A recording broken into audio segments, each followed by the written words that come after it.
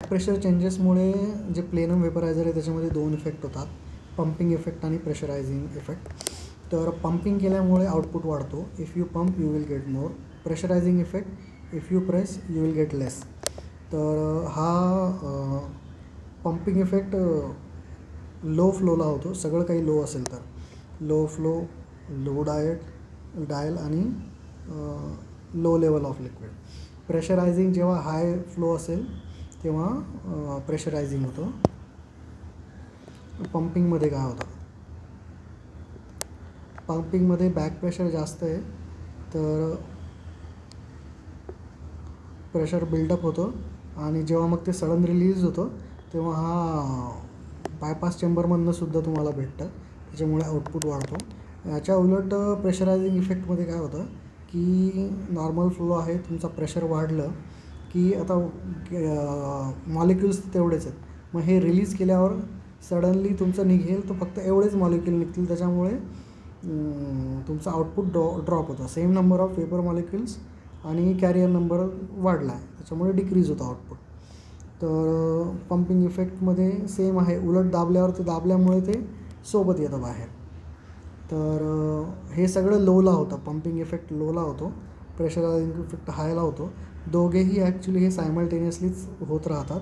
Usually pumping effect जास्त बघितला जातो क्लिनिकल प्रॅक्टिसमध्ये. दोघेही अपोजिंग आहे, साईड बाय साईड होत राहतात. तर पंपिंग कमी करण्याकरता मग ते या चेंबरची साईज कमी करणार, नंतर हे असं लाँग ट्यूब, स्पायरल ट्यूब ठेवणार आणि इकडे तुमचं पंपिंग न होऊ देऊ म्हणून चेक वॉल ठेवणार. ठीक आहे. व्हेरिएबल बायपासमध्ये कंप्रेशन झाल्यामुळे ते मागे जमा होतं आणि सडनली रिलीज झालं की मग जास्त बाहेर घेऊन जात होतं. तर आउटपुट इज इन्क्रीज. मेजर फ्लोमध्ये पण होऊ शकतं आणि त्याच्याने पण आउटपुट वाढतो. हे सगळं लोड सेटिंग्सला दिसून येतं. म्हणून मिनिमाइज करण्याकरता आपण बघितलं चेंबर साईज कमी केली, बायपास मोठा केला, नंतर स्पिलेज वगैरे प्रिव्हेंट केलं असतं. हे सेफ्टी फीचर्स आहेत सगळे, की इनलेट लॉंगर केलं, विक्स इनलेटला नाही ठेवायच्या, बॅफल सिस्टीम ठेवायची, बॅक प्रेशर वॉल ठेवायचे.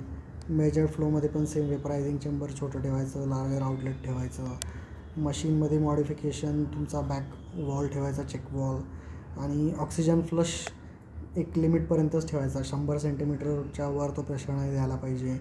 आणि त्यांनी नियम करून दिला की आउटपुट 20%च्या वर चेंज नाही व्हायला पाहिजे, एक रेंजमध्येच तो आउटपुट द्यायला पाहिजे. याच्या विरुद्ध आपण बघितलं प्रेशरायझिंग इफेक्ट. कॅरियर गॅस कंप्रेस झाला की डायल्यूट होतात ॲनेस्थेटिक गॅसेस आणि डिक्रीज होतं output more at high flows. Usually दोघेही बघितले जातात क्लिनिकल प्रॅक्टिसमध्ये. मोस्टली पंपिंग इफेक्ट जास्त सिग्निफिकंट आहे. हजार्ड्स काय वेपरायझरचे, की इनकरेक्ट कॉन्सन्ट्रेशन डिलिव्हर होईल वेगवेगळ्या गोष्टींमुळे, इनकरेक्ट एजंट टाकला जाऊ शकतो, टिपिंग झाल्याने लिक्विड डायरेक्ट बायपास चेंबरमध्ये जाईल किंवा ट्यूब्समध्ये जाईल. म्हणून मोस्ट ऑफ द ठिकाणी बॅफल्स लावले जातात. इव्हन 180 डिग्री टर्न केल्यावर सुद्धा तुमचं ते लिक्विड बायपास चेंबरमध्ये नाही जात. टेक 6मध्ये तर तो टिल्ट केला तर स्टँड बाय मोडमध्ये चालला जातो. आणि समजा तुम्हाला सस्पेक्ट आहे की ते बायपास चेंबरमध्ये लिक्विड आहे तर तुम्हाला 15 ते 20 मिनिट फ्लश करावं लागतं, कारण की आपल्याला माहिती आहे की 1 ml will give 200 ml of vapour output. तर खूप हाय आउटपुट देतं ते.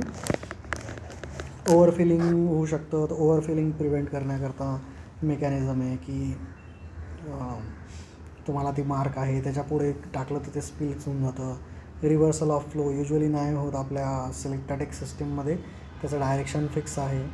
लीक होऊन वेस्टेज होऊ शकतं, रॉंग कॉन्सन्ट्रेशन जाऊ शकतं, पोल्युशन होऊ शकतं, नेगेटिव्ह चेक होऊ शकतात.